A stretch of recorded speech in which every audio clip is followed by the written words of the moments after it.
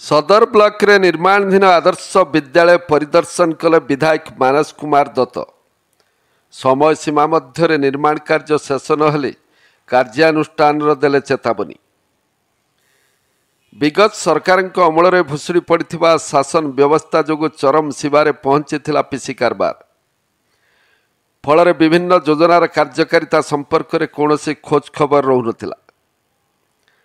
जिला प्रशासन उच्च पदस्थ अधिकारी हुंतु कि निर्वाचित लोकप्रतिनिधि क्षेत्र परिदर्शन तो दूरर कथा कहीं जनसाधारण निकट में उत्तरदायी होउनथिले।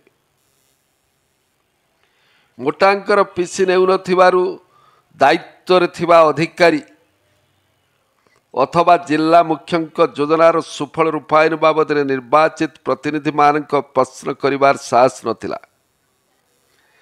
राज्य सरकार बदलवा क्षणी शासन व्यवस्था मध्य परिवर्तन होइथिबा परिलक्षित होइछि। एहिपरि एक परिवर्तित व्यवस्थार सदर विधायक मानस कुमार दत्त पहुंचीथिले ओलंदा सारगा पंचायत रे निर्माणाधीन आदर्श विद्यालय प्रकल्पर तदारक पई। सेठाकु डकाइथिले जिलापाल आशीष ठाकरे और विद्यालय निर्माण दायित्व थिबा अधिकारी मानकु।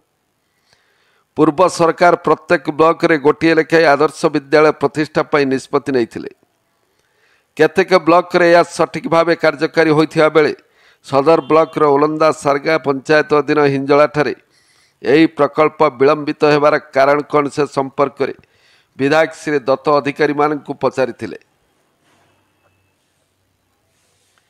दीर्घ वर्ष धरी विद्यालय निर्माण कार्य आरंभ होइथिले भी धार्य समय सीमा मध्य संपूर्ण नहेबा अत्यंत दुर्भाग्यर विषय बोली से कहिथिले। गरीब मेधावी छात्र छात्री भविष्य को नहीं कौन प्रकार बुझामणा कराजिबो नाही बोली से स्पष्ट भाव कहिथिले। युद्धकालीन भित्तिरे ए प्रकल्पर कार्य समाधान करने को चेतावनी देइछंती। एथिरे टालटुल नीति अवलंबन करे अधिकारी मानक उपरे दृढ़ कार्यानुष्ठान ग्रहण हेबो बोली चेतावनी मध्य देइछंती। जिला शिक्षा अधिकारी प्रतिभा मंजरी दास सेठारे उपस्थित रही प्रकल्प संपर्क में विधायक को अवगत कराइथिले। सूचनायोग्य जे 4 वर्ष तले राज्य सरकार सदर ब्लॉक रे आदर्श विद्यालय प्रतिष्ठा नहीं निष्पत्ति नैथिले। सही क्रम में ओलंदा सारगार हिंजिला ठारे विद्यालय स्थिति स्थायी गृह निर्माण आरंभ होइथिला। यह सहित 5 किलोमीटर दूर ओडंगी पंचायत तल आमरा विद्यालय रे अस्थायी कैंपस आरंभ सह छात्र छात्री को भर्ती करा जाइथिला। 4 वर्ष धरी छात्र छात्री माने आदर्श मान नथिबा विद्यालय रे जबत पाठ पढ़ुछंती।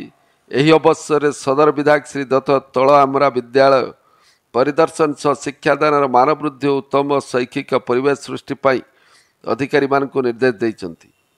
एही कार्यक्रम में अन्य मानक मध्य जिला परिषद गयाधर बेहरा, सरपंच आरती दास, समित सभ्या रश्मिता नायक, रविनारायण महापात्र, गौरांग दास, गंगाधर राउत, अनंत नायक, पीताम्बर भूया, मनोरंजन राउत, अशोक दास, रवि राउत, राम बैठा, सरोज परिड़ा, मनमथ राउत, पीताम्बर साहू, रघु प्रधान प्रमुख उपस्थित थिले।